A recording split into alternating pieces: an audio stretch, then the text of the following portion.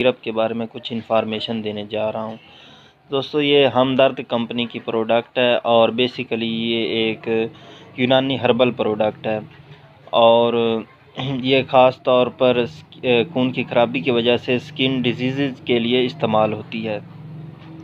तो आज की इस वीडियो में मैं आपको इसके इंग्रेडिएंट्स, इसके यूजेस और इसके साइड इफ़ेक्ट्स और इसके कंट्राइंडिकेशंस और इसकी डोज़ क्या है, इस सब के बारे में बताने जा रहा हूं। लेकिन इससे पहले अगर आपने मेरे चैनल को सब्सक्राइब नहीं किया तो मेरे चैनल को सब्सक्राइब कर लें और साथ ही बेल आइकन पर क्लिक कर दें ताकि आपको मेरी हर नई आने वाली वीडियो का नोटिफिकेशन मिलता रहे। तो दोस्तों, सबसे पहले इसके इंग्रेडिएंट्स की बात करते हैं। वैसे तो इसके अंदर तकरीबन 22 इंग्रेडिएंट्स पाए जाते हैं, लेकिन मैं आपको इसके सिर्फ अहम इंग्रेडिएंट्स के बारे में बताऊंगा।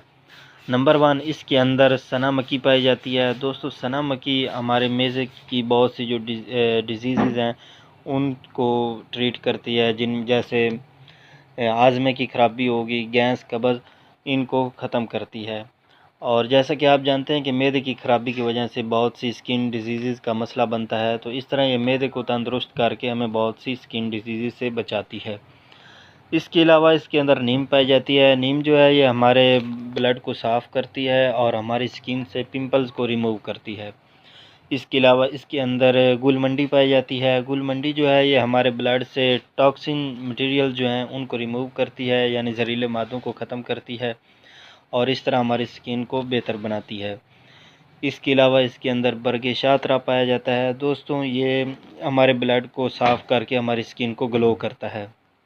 इसके अलावा इसके अंदर गुल नीलोफ़र पाया जाता है।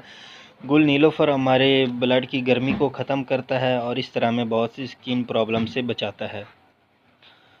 तो दोस्तों, अब इसके यूजेस की बात करते हैं। तो एक तो ये खून की खराबी की वजह से पैदा होने वाली बहुत सी जल्द की बीमारियों, जिनमें फोड़े, फिंसियाँ वगैरह हैं, उनके लिए बहुत मुफीद है। इसके अलावा इसे ख़ारिश के लिए इस्तेमाल किया जा सकता है।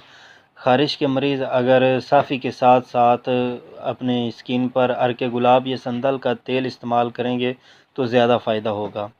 इसके अलावा ये मैदे के बहुत से अमराज़ यानी कि कॉन्स्टिपेशन, गैस, कब्ज़ और सीने की जलन के लिए बहुत ही मुफीद है।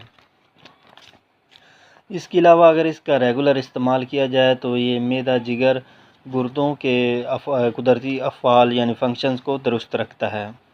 तो दोस्तों, अब इसकी डोज़ की बात करते हैं। तो बड़ों के लिए इसकी डोज़ दिन में 1 मरतबा 2 चम्मच दूध या पानी के साथ है और छोटे बच्चे जो कि 8 साल से बड़े हैं उनके लिए आधा चम्मच दूध या पानी के साथ लिया जा सकता है।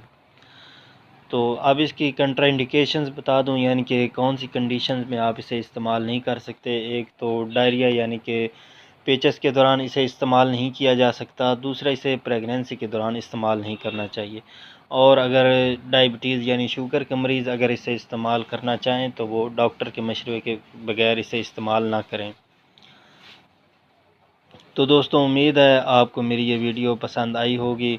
अगर आपको मेरी ये वीडियो पसंद आई हो तो मेरी इस वीडियो को लाइक और अपने दोस्तों के साथ शेयर ज़रूर करें ताकि ये इन्फॉर्मेशन उन तक भी पहुंच जाए।